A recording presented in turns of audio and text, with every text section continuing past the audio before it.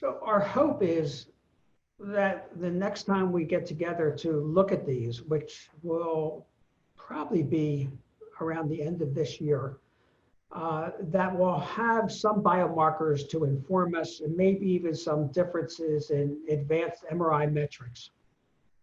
I can't predict the future just yet, but this is something we're looking at because we would very much like to make the terminology biological instead of just a classification based on what we see. And that's what we have now. We say you take the clinical course of the patient, it's really based on the history they give you and the clinical course you see as you follow them. It will be very nice to see if we actually can get biomarkers that distinguish these groups.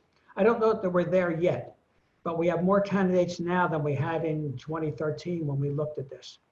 And that will be a very important distinction. And it may be that the biomarkers are more indicative of prognosis that is worsening, independent of how you worsen, right? Because there's two main ways patients with MS will worsen. One is the stepwise worsening from having an acute flare-up for which you don't make a full recovery. And so you get this sort of stepwise accumulation of impairment. And the other is the gradual worsening independent of relapses that occurs in progressive disease. We're going to have to look, and we have plans to do this, and see whether it matters how you get there. And if it does matter, do our therapies affect each mechanism the same, or do we need different therapies for the different mechanisms? Well, again, we need to sort of unpack what it means to be progressive and whether we need to clearly dichotomize by the level of activity.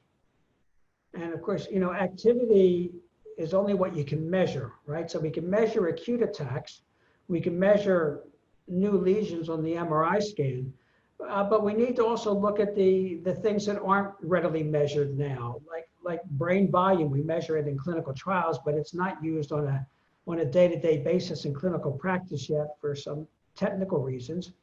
And then there's other metrics that maybe will guide us more, like measures that give us an idea of how much myelin loss there is, how much axonal loss there is.